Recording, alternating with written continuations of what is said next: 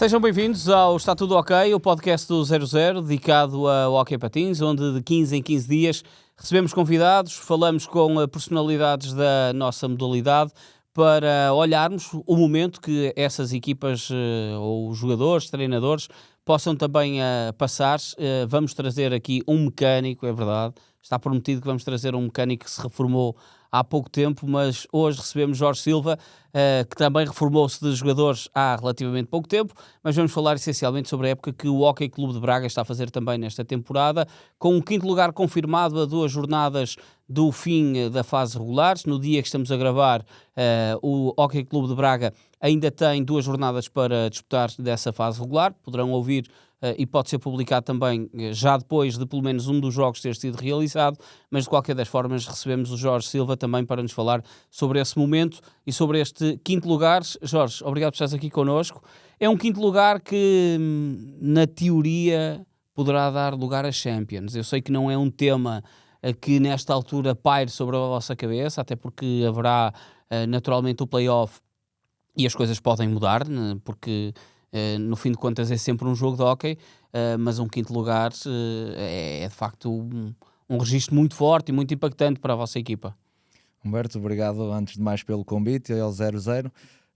Sim, nós sabemos que agora este quinto lugar é algo histórico para o Hóquei Clube de Braga. Igualamos a melhor classificação de sempre do clube, em outros moldes no campeonato, mas no início da época nunca foi o nosso objetivo este quinto lugar. Nós tínhamos como objetivo fazer melhor que a época passada. Fomos evoluindo nos objetivos e entramos rapidamente no objetivo de entrar nos playoffs, e agora, a meio da segunda volta, os próprios jogadores incutiram ali um espírito de que seria possível chegar ao quinto lugar e esse quinto lugar dar eventualmente um lugar de Liga dos Campeões. O clube nunca nos pediu, a direção nunca nos pediu esse tal objetivo. Mas Vocês sim, sentiam que era um plus extra? sim, é um plus extra. O clube nunca participou. Sabemos que iremos participar se não acontecer nenhuma surpresa nos playoffs, como acabaste de mencionar. Vamos esperar pelo final dos playoffs. Nós próprios dependemos de nós para garantir nós mesmos a Liga dos Campeões, podendo ganhar Claro. o jogo do playoff. Mas independentemente do que se vai passar para a frente, é de extremo orgulho, e nós como grupo, os jogadores e o staff técnico, sente que o clube e a direção está extremamente satisfeita com este quinto lugar, e nós próprios, os jogadores, foram incansáveis. Eu tive...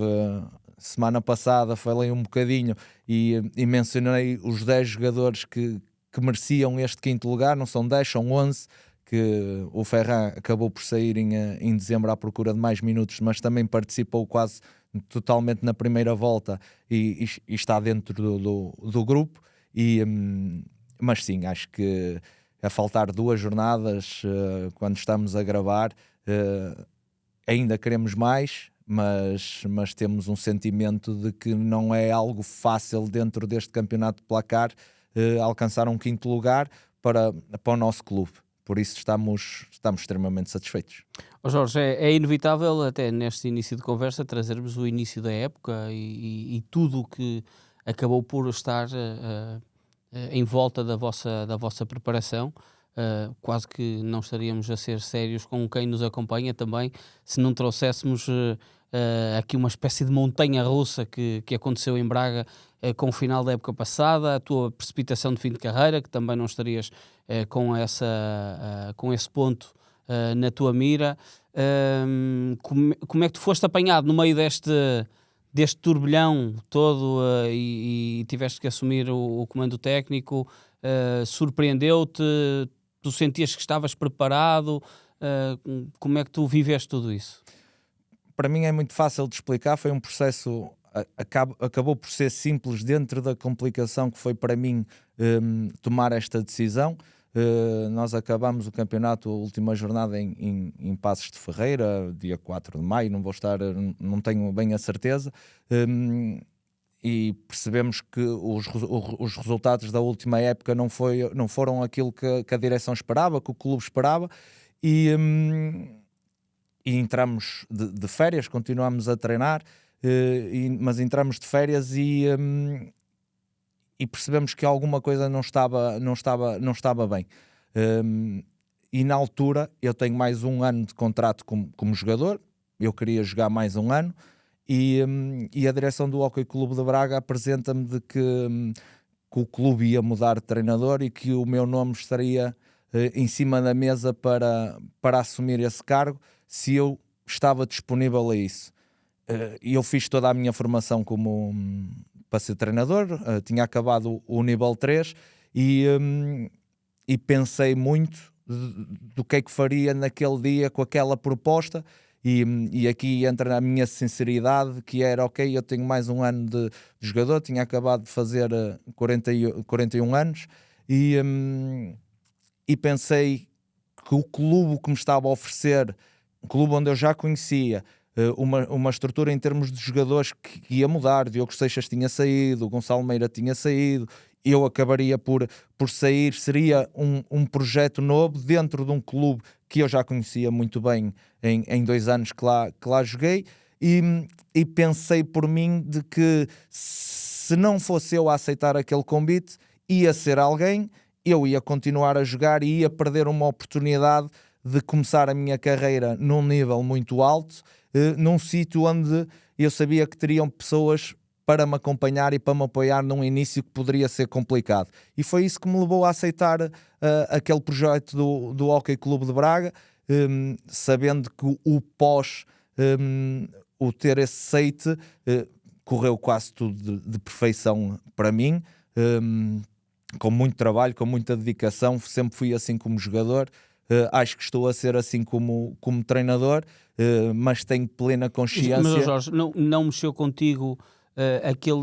Há de ter mexido naturalmente, mas a que ponto mexeu contigo todos aqueles dias em que, quando sai a notícia da saída do Tó Neves, ser o Jorge a entrar, e toda a relação que também existia, eu acredito que terá sido tremendamente difícil para tu gerir. Mexeu muito comigo por esse mesmo nome que tu acabaste de dizer. O Mr. Tó Neves treinou-me no Futebol Clube Porto, levou-me para Oliveira das Meias, fui para Braga com o Tó Neves, e claro que isso mexe comigo, deixa-me numa situação desconfortável, mas eu naquele momento a única coisa que sei e que me transmitem é que o Mr. Tó Neves vai sair e alguém vai treinar o Hóquei Clube de Braga.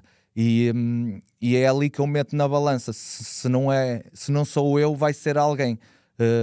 Claro que não é uma pessoa indiferente, é uma pessoa que fica ligada à minha carreira para sempre, a quem eu tenho muito a agradecer, e foi muito difícil ter a noção e do que possa ter pairado no ar, mas houve uma coisa que me sempre, desde o primeiro dia, foi a maior tranquilidade de minha parte, porque eu nunca imaginaria que ia ser treinador do Hóquei Clube de Braga, porque eu tinha acabado a época e já me estava a preparar para a próxima época como jogador, sabendo que já estava ali numa altura como jogador que já só me dava prazer em jogar, já tinha pouco prazer em treinar, e agora como treinador consigo perceber que isso já não chega. Agora nunca imaginaria que começaria a minha carreira como treinador no Hóquei Clube de Braga, porque estava tudo direcionado para nós entrarmos num novo ciclo de grupo de jogadores onde eu estava incluído. Agora, depois da oportunidade ter aparecido, metendo na balança, eu agarrei-a com todas as mãos, com as duas mãos, porque acho que era uma oportunidade única começar ao nível que o Hóquei Clube de Braga me estava a proporcionar. Era uma oportunidade de risco. Sim, era e é uma oportunidade de risco, porque hoje em dia não.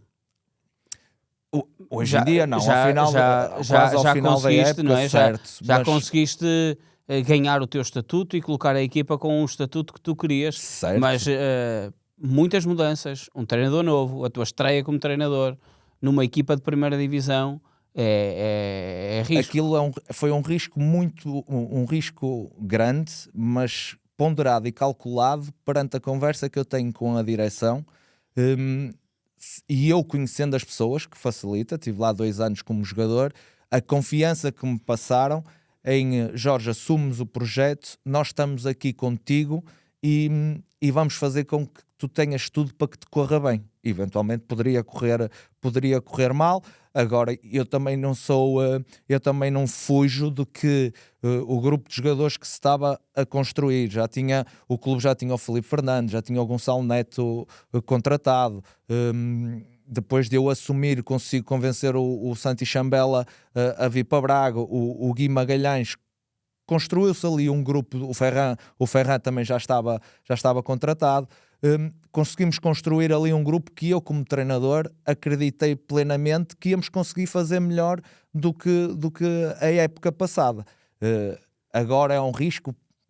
Para mim é sempre um risco, e naquele momento ainda mais, porque eu sabia que se algo corresse muito mal, a minha carreira como treinador ficaria em risco muito cedo, porque isto é mesmo assim, a primeira imagem conta muito, e eu tinha essa noção. Ao dia 2 posso dizer que estou extremamente feliz por ter agarrado a oportunidade e agradecer a quem me deu e ao clube que até ao dia 2, e tenho a certeza que me vai continuar a dar aquilo que eu necessito para fazer um bom trabalho na instituição. Tu estiveste inscrito como jogador ainda este ano? Ou não? Tiveste um jogo de despedida, da apresentação, não é? Eu tive um jogo de despedida contra os Carvalhos. contra o clube em que eu sou sócio. Posso dizer que eu tive que ser inscrito como jogador para poder jogar esse jogo, senão não tinha autorização para que o jogo Seguro fosse... de saúde também, possivelmente. Para o jogo ser realizado, porque é uma ficha de jogo, é um jogo oficial, e então eu tive que estar inscrito como jogador, e ainda estou inscrito como jogador. Às vezes, quando temos alguém lesionado, eu ainda brinco que se calhar estava no momento de poder, mas não, já está, essa parte está muito bem arrumada. Eu costumo dizer que as pessoas perguntam-me, naturalmente, tens saudades de jogar? E eu sou o mais sincero possível em dizer que não tenho vontade de jogar. Não tenho vontade de jogar, mas eu acredito, e é plena verdade, que não tenho vontade de jogar porque entrei diretamente... continuar ligado ao máximo no hóquei, e entrei diretamente para um papel que dá muito trabalho, muito mais do que ser jogador, e então estar ligado à modalidade ainda não me criou... Mas tinhas essa noção que ia dar muito mais trabalho? Tinha, pelas pessoas com quem trabalhei e pelo trabalho e a dedicação que elas tinham, saberia que dava muito mais trabalho, mas nunca tive medo.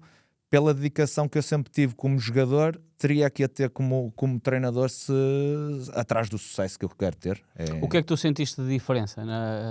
Não é diferença, o que é que tiveste mais dificuldade na tua adaptação a treinador, que tu se calhar não estavas à espera que pudesse acontecer? Eu felizmente este grupo de jogadores e tudo o que envolve, eu acho que me facilitou muito a vida. Os resultados também facilitaram muito a vida. Agora, o que nem sempre é bom, Jorge.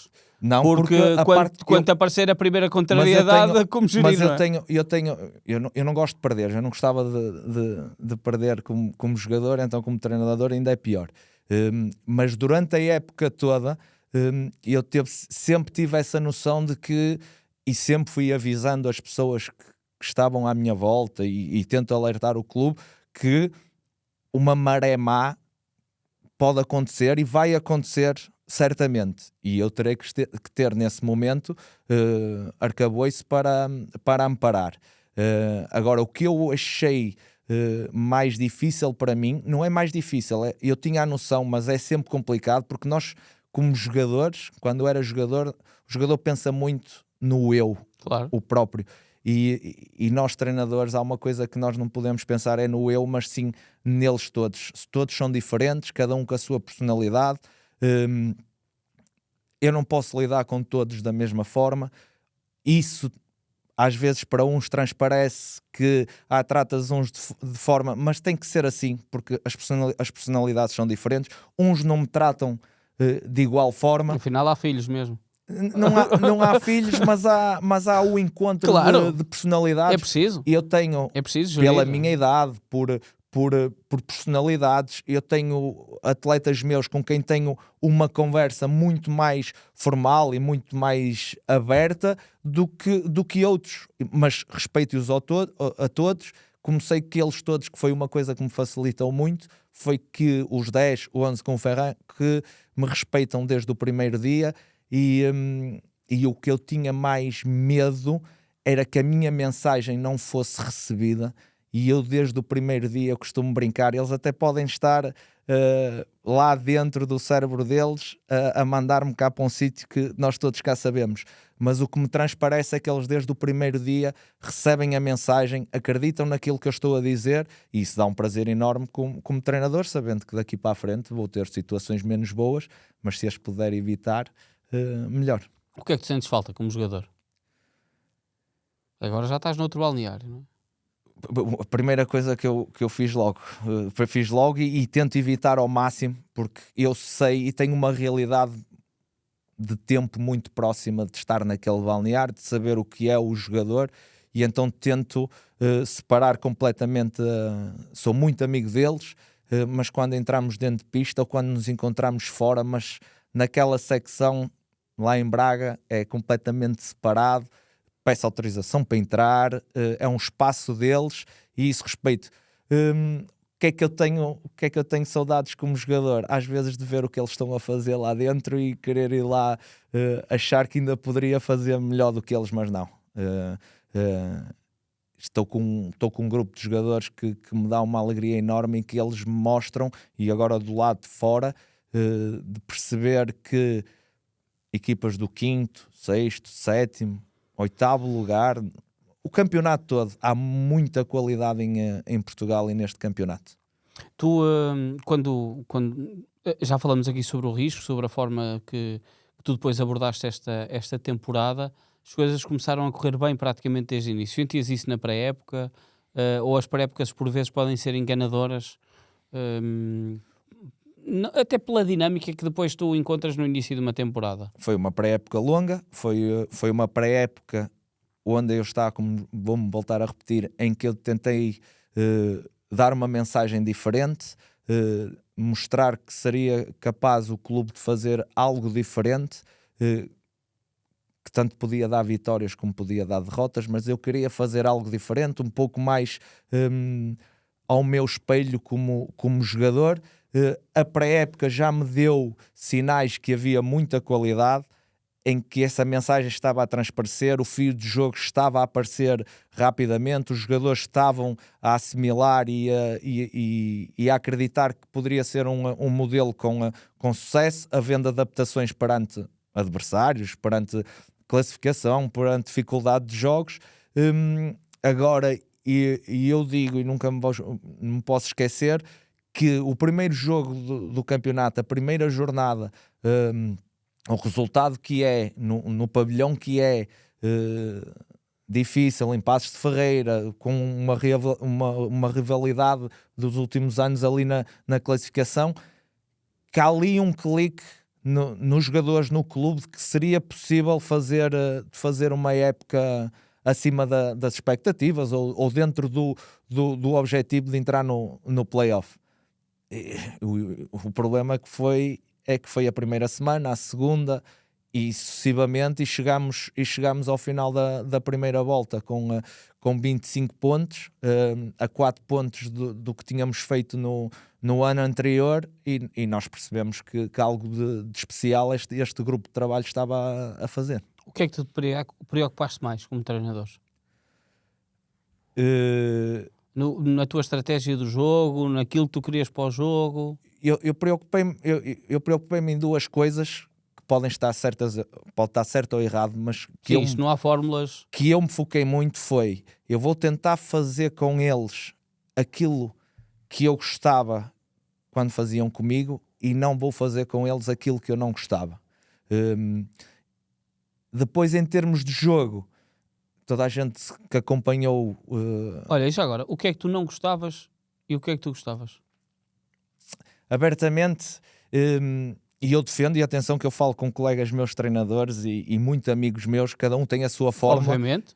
Eu não, por exemplo, eu tento variar a semana de treino, o microciclo, o marco, fazer o treino o mais variado possível. Eu não gosto de repetir muitas vezes a mesma coisa, passar de segunda à sexta-feira o jogador saber que à segunda vai fazer isto, à terça vai fazer aquilo, à quarta não. Dá muito trabalho, porque inventar coisas novas, tentar encontrar num arquivo que eu fiz dos mais variados exercícios, em termos do próximo jogo que nós vamos ter, enquadrá-los dentro do treino. Então tentar criar o máximo de variabilidade possível para o jogador não estar cansado daquilo. Sou um jogador que gosta mais, sou um treinador que gosta mais de falar fora do que no próprio treino. O treino eu deixo o jogador recriar, deixo o jogador criar o próprio erro, e aí sim o pós eu vou corrigir, vou mostrar, tento mostrar os cortes. Não há fórmulas, foi a fórmula que eu encontrei, foi a fórmula com quem eu bebi desde o meu primeiro treinador até ao último, todos eles com coisas fantásticas, e eu tentei tirar de cada um o melhor que eu achava para mim.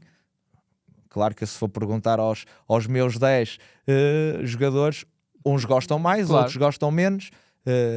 Agora, aquilo que eu achei que desde o início eles acreditaram que é, independentemente de gostarem mais ou menos, a forma até ao momento ou nesta época deu sucesso. E a nível de estilo de jogo? O que é que tu... O estilo de jogo eu tentei ir ao encontro, foi aquilo que eu estava a dizer há pouco, eu tentei ir ao encontro daquilo que era a minha imagem como jogador.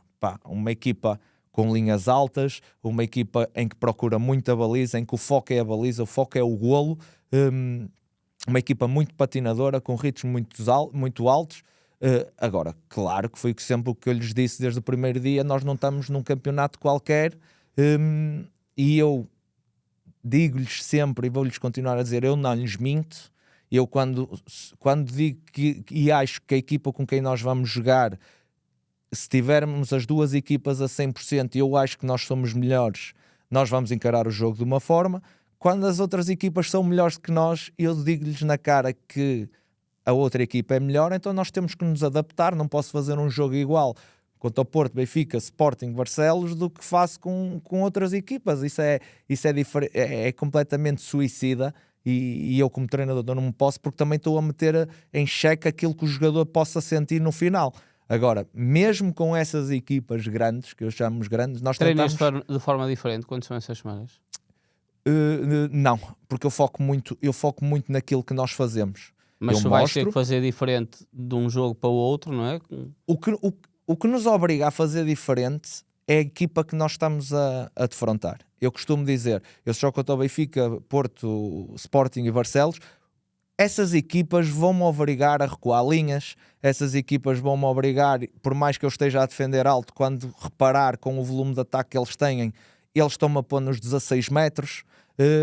Isso são elas que nos levam, não somos nós, não sou eu que lhes peço. Sim, sim. Não é a mensagem, olha, vamos recuar, vamos fechar, vamos proteger. Não, é a categoria, é o estilo de jogo da equipa adversária que me leva a ser diferente. Porque a mensagem desde o primeiro dia até ao último desta época foi: a nossa ideia de jogo é esta, nós se a conseguirmos implementar com o Porto, com o Benfica, desde o início até ao fim, nós não vamos sair daquela linha. Agora, claro que as outras equipas obrigam-nos, como outras equipas que nós sentimos que somos superior, nos obrigam a pressionar a 40 metros, a 30 metros, a ter 80% de posse de bola. É isso que me leva a ser diferente. Não, eu não vou preparar, e isto é muito sincero, eu não vou preparar um jogo do Benfica, preparo diferente certas circunstâncias, claro, com aquilo que eles fazem, mas não preparo um jogo diferente por ser com o primeiro ou com o último do campeonato. Continuas a ser muito nervosinho agora no banco ou não? O nervoso está lá, o nervoso está lá, mas o controlado, muito mais controlado também está. Como é que fazes isso? Faço isso porque, e acho que as pessoas do hóquei deviam de ter, entrando agora aqui num tema sensível, as pessoas do hóquei deviam de perceber que os 10 jogadores que estão dentro da pista, que estão a jogar naquele momento, mesmo com os 10 que estão cá fora, que alguns poderão ter acabado de sair, aquelas pulsações muitas vezes estão nas 200 pulsações por minuto. E não há jogadores iguais com 200 pulsações por minuto. Há aqueles que nós vemos com 200 pulsações, parece que estão com 50 ou 60. Querem respirar só. Mas há outros que estão com 200, parece que estão com 300. E acho que há este nível de falta de sensibilidade de que aquelas pessoas aqueles jogadores estão no seu trabalho, estão a dar o máximo para o seu clube, e com 200 pulsações por minuto muitas vezes não é fácil de controlar certos impulsos, e mete-se na balança muitas vezes igual um jogador que é muito calmo, seja como seja, com outro que é mais impulsivo, e eu posso falar que toda a gente sabe como é que eu era. Jorge, mas não achas que também o trabalho do árbitro é difícil nisso? Porque, repara, aqui estamos a falar essencialmente dos árbitros, naturalmente, que é quem está a mediar todo tipo de conflitos, e eu consigo perceber, aqui estou a ser uma espécie quase advogado do diabo, mas não está aqui nenhum para se defender e poder contrapor aqui na conversa, que é o ponto em que, enquanto árbitro, eu tenho que perceber, mas tu também tens que perceber a minha posição. Lógico, eu sou o primeiro a dizer, apesar de ser um dos maiores críticos com as pessoas que mandam na categoria, mas eu sou o primeiro a perceber que eu nunca queria ser árbitro. Nunca na vida, e sei que a posição deles é muito difícil, Eu adorava ver-te a ser árbitro. muito mais numa modalidade destas que é muito difícil. Muito difícil. É muito difícil. São muitas decisões em pouquíssimos segundos. Certo, Humberto, mas eu percebo o que tu estás a dizer. Eu como treinador trabalho a semana toda e analiso a equipa adversária, analiso a minha equipa e tento fazer com que a coisa corra melhor. Uns dias corre melhor, outros dias correm pior. Eu faço esta pergunta, com muitos... repara, é aquele contexto de que muitas das vezes, e principalmente os adeptos são envolvidos e são imbuídos neste espírito de que há um dolo propositado. E da mesma forma como um jogador por vezes falha um golo quase de baliza aberta e nós dizemos como, nunca vamos dizer fez de propósito, não é? O árbitro achamos sempre que fez de propósito. Eu acho que se andamos no desporto não podemos pensar assim, nem vamos pensar assim. Agora sabemos, quem anda nisto há muitos anos, cada um tem a sua ideia, cada um tem o seu pensamento, e isso está entregue e bem entregue a quem manda na categoria, e tem evoluído, e a imagem da arbitragem em Portugal tem evoluído muito, e cada vez há mais e melhores árbitros. É uma realidade. Nós queixamos-nos e vamos nos queixar sempre, que faz parte da modalidade, mas eles são bons. A parte onde tu tocas aí é que é mais sensível, que é a parte da gestão. É um erro ou é um erro premeditado? Aí é que torna a coisa complicada. Eu nunca acho que seja premeditado. Eu nunca acho. Ainda bem. Porque acho que se gostamos desta modalidade e de qualquer que seja o outro desporto, temos de acreditar e temos que fazer com que isso Exatamente. não seja verdade. Aí concordamos os dois. E também passar essa mesma mensagem, porque as pessoas, principalmente que possam estar fora da modalidade e não sentirem a modalidade neste contexto, podem ser levadas com essa ideia. Mas cada um defende a sua modalidade. Claro, e acontece em todas. Mas eu ligo ao desporto em geral e vejo as mais variadas modalidades. Não há nenhuma diferente. Nenhuma. Todos sofremos da mesma coisa. Agora, é mais fácil falar da minha do que das outras. Agora, é sempre um tema complicado, precisamente por causa disto, porque cada um defende, são duas equipas, é uma equipa, eu costumo dizer, são três equipas, claro. Uma equipa de arbitragem e duas equipas. Pensa neste contexto que me estás a dizer, um jogador que está com uma pulsação de 200 por minuto, em que acaba de se sentir injustiçado por um árbitro, porque lhe marcou uma falta e deu-lhe um azul, e o lance foi inusitado, e não era lance para aquilo. Eu acho que o árbitro, se apitou e tomou aquela decisão, é porque acha que é correta. E o jogador não vai, como é óbvio, está tão enraivecido pelaquela injustiça que não acha que é correto e que o árbitro tomou a decisão errada. Mas no exemplo que tu estás a dar, eu acho perfeito. Agora eu acrescento aí, nessa situação, o árbitro dá o segundo azul ao jogador. Claro. Aí é que eu meto a balança, que é não haver ponderação de dizer assim... eu tenho a certeza que ele não está a ser injustiçado, mas ele tem a certeza que está a ser. Claro, então vamos ter aqui o equilíbrio. Um equilíbrio. Mas eu costumo dizer, é um equilíbrio desde do jogo do último quanto ao penúltimo, igual ao equilíbrio do primeiro quanto ao segundo. Claro. É isso que eu defendo perante as pessoas que mandam na arbitragem e na federação, é que vermos um jogo às 3 da tarde entre o primeiro e o segundo, ser apitado de uma forma e vermos um jogo às 6 da tarde entre o último e o penúltimo a ser completamente diferente. Aí é que nós que temos que criar aqui um patamar para o hóquei melhorar. Agora, aquilo que eu gosto e quero frisar isto: se eu estudo, se eu vejo o que os outros fazem, aquilo que eu faço, tenho a certeza absoluta, porque falamos antes dos jogos, depois dos jogos, quando nos encontramos com árbitros que também o fazem, analisam os jogadores que vão apitar, tudo aquilo, e nós sabemos quem são. Não podemos ir com a premeditação. Obviamente. Eu já deixei de jogar, estou perfeitamente à vontade. Eu não tenho... Posso dizer que tenho um ou outro dentro da minha equipa que sofre nesse espectro, mas eu tenho colegas meus de profissão, quando eu era jogador, que se alguém cai à beira deles, existe o espectro de que ele tem que levar cartão. Claro. E se calhar nem viram. E isso é que eu acho mal. Tudo bem que possam estar mais alertados para esse tipo de jogador, que é um jogador mais irreverente, um jogador que usa mais o físico, um jogador que tem mais falta para fazer, mas não pode criar o espectro de que sempre ele que vai fazer, tem que ter a certeza daquilo que vai fazer, porque senão depois o que é que vai acontecer? Sábado, segunda-feira, confusão, comunicados, isto e aquilo, e eu, quando digo isto, não é para o Hóquei Clube de Braga, é para o Hóquei Patins em geral. E nunca façam como ao Jorge Silva. Podemos cometer aqui aquela... Tu já contaste esta história publicamente, de que certo dia nos Júniores vai jogar, tinhas partido um dente em casa e chegaste ao jogo sem sorrir, sem falar para ninguém, e a primeira coisa que fizeste foi partiram-me um dente. Partiram-te o dente do jogo. Mas isto depois faz parte, é aquilo que nós chegamos, são as manhas, são infelizmente ou felizmente, porque isto também faz parte do desporto.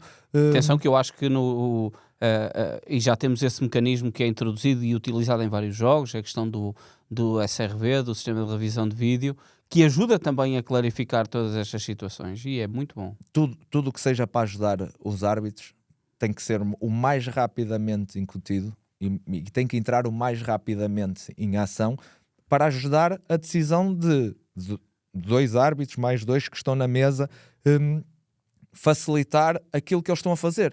Eles decidem em questão de segundos uma coisa que vamos entrar nos playoffs, vai decidir campeonatos, claro.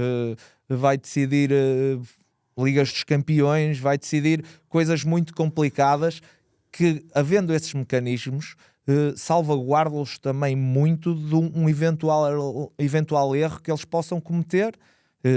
E se funciona noutras modalidades, na nossa também, com os testes que tem havido e nas competições que já tem entrado o SRV mesmo em ação, lances preponderantes deixam de ser tão preponderantes porque existe uma prova de que a ação do árbitro está a ser bem entregue. Olha, imagina que estavas num comitê desses de definir regras, alterar regras. O que é que tu fazias? Fosse o que fosse de jogo. Agora, rapidamente e resumindo... Uma delas. Uma delas voltava, retirava neste caso quando uma equipa leva azul e tem que ficar os 2 minutos em inferioridade. Acho muito penalizador para uma equipa ficar 2 minutos a jogar com -1, sofrendo golos. Claro. Acho que a regra, sofrendo um golo e voltar a entrar, estava muito bem, porque é muito penalizador.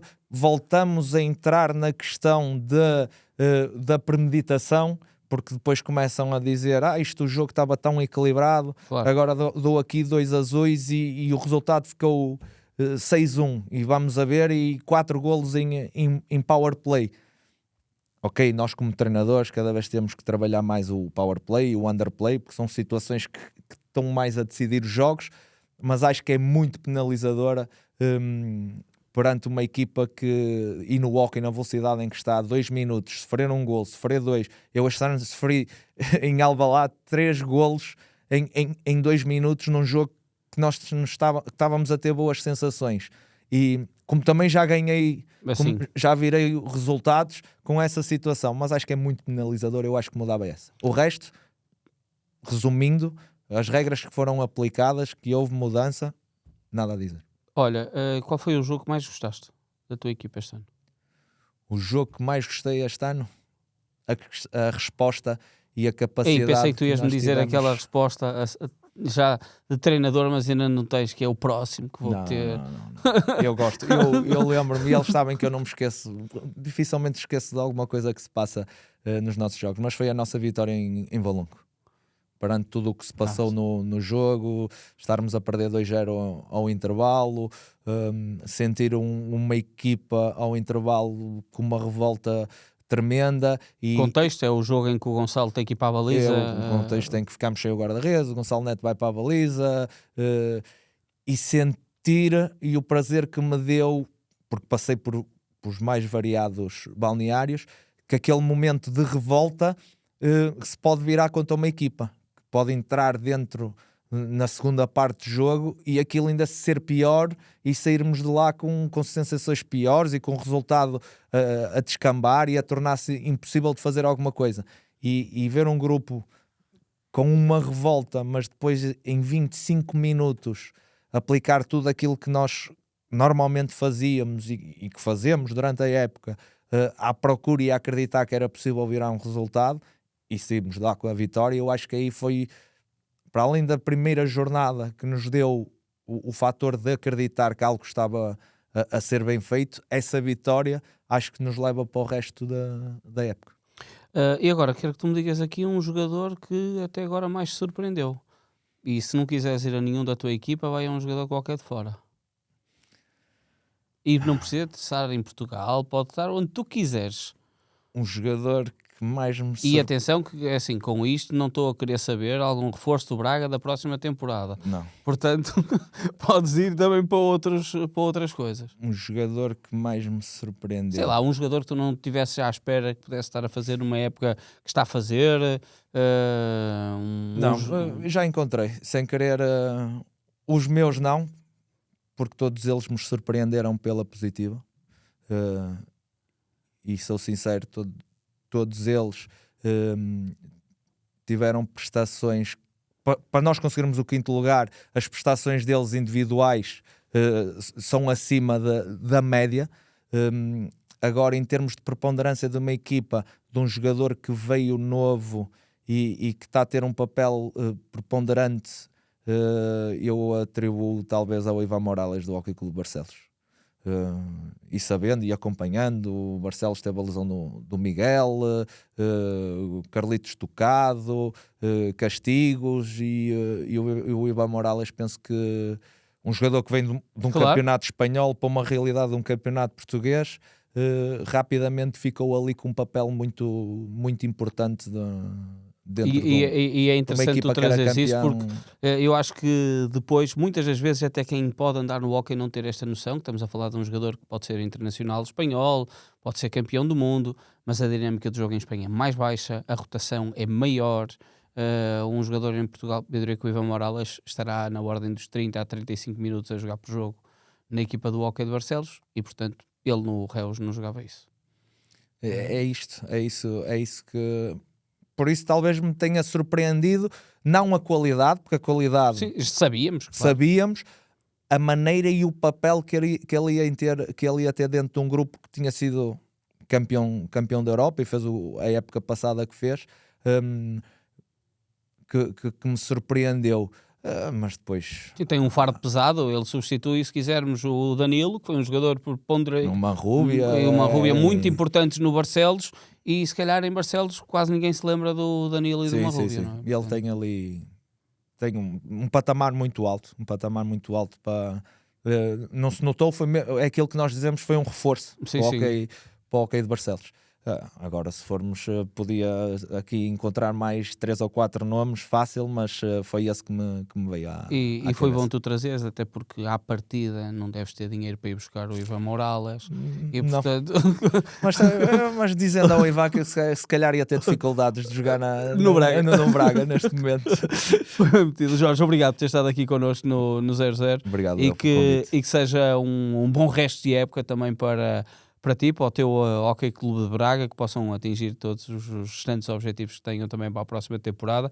Acredito que já com muito olho também na próxima época, e obrigado uma vez mais por teres vindo aqui ao 0-0. Obrigado eu pelo convite, obrigado Humberto, obrigado 00 e estejamos sempre cá para apoiar ao máximo o Hockey Patins, que é a modalidade que nós tanto amamos. E é isso mesmo que nós queremos. Jorge Silva, o nosso convidado esta semana do Está Tudo Ok, o podcast do 00. Já sabem que o podcast Hockey Patins 00, já sabem que estamos cá de 15 em 15 dias. Queres tentar adivinhar quem é que vai ser o mecânico que vamos trazer? Essa é mais fácil que o enigma. É, não é? Não, essa é mais fácil que o enigma. Queres atirar só uma historiazinha? Ui, tem tantas. Não, esse senhor, atenção que... Estamos a falar de Carlos Carlos Monteiro. Pinto Monteiro. Exatamente. Não, é um senhor que me acompanhou nos 12 anos que eu tive no Futebol Clube do Porto. Tenho tantas histórias, desde a famosa história que nós estamos sempre a brincar que ele era alérgico ao trabalho. Nós é que éramos os mecânicos, ele só controlava. Mas levamos muitas histórias e levo um amigo para a vida, que ainda agora, se precisar dele, tenho a certeza que me atende o telefone para qualquer coisa que eu precisar. Fica aí prometido essa conversa para trazermos cá um dia destes no Está Tudo Ok. Obrigado por terem estado connosco. Até à próxima.